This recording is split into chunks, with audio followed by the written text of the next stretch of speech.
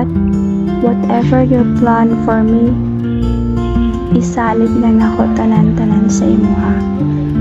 Just like before, na walang-wala na jud ko, nga grabe gud kay kabugat ang akong gibati, pero naa ka para maglikon sa ako para mo gabay ug mohatag og chance.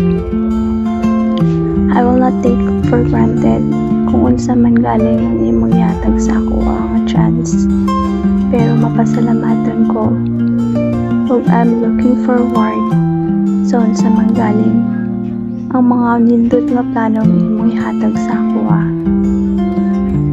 Isalig na ako tanan sa imo God, sa tanan na akong mga kasakit, mga pag-antos. I know you've been there.